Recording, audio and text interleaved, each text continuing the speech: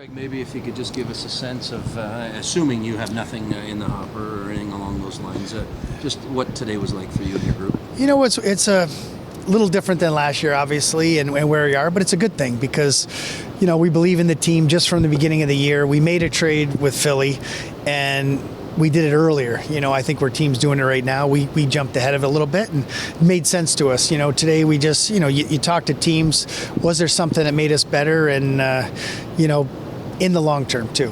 Today and long term, it just wasn't there. So, you know, we feel good with the team and we believe in the group and they believe in each other, which is great.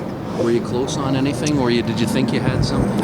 Not, you know, I mean, talking back and forth, but then when some things don't go your way, then it kind of takes other things out of the line, you know. So you just kind of see if there's something that makes sense. But really, just for us, we feel like this group has done a great job, and we expect them. You know, they're tight. You see them in the locker room, you see them together, and they believe we're going to do it right from day one in training camp. And now, you know, we're going to see how they do down the stretch. You would kind of said you'd like to kind of maybe add a little here, a little there. Were the prices just too high at this time of year?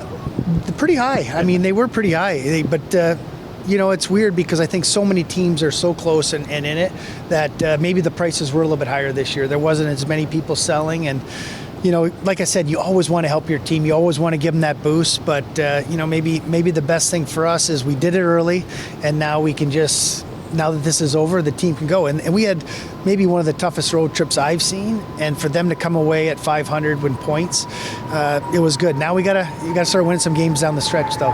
Greg, what were the conversations like about retention and using that cap space of yours? Wanted to do that. A few teams want to do 2-year retention earlier, and 2-year retention's tough. I mean, you know, we talked about it, but that just didn't make sense for us, and we were hoping to, you know, if we could do a 1-year retention, we were all in, and I don't think we saw one retention by a third party today. So, you know, the cap has been going up, you know, where those deals were really lucrative and good in the past, just they weren't there today, even though we wanted to do it and we were ready to do it.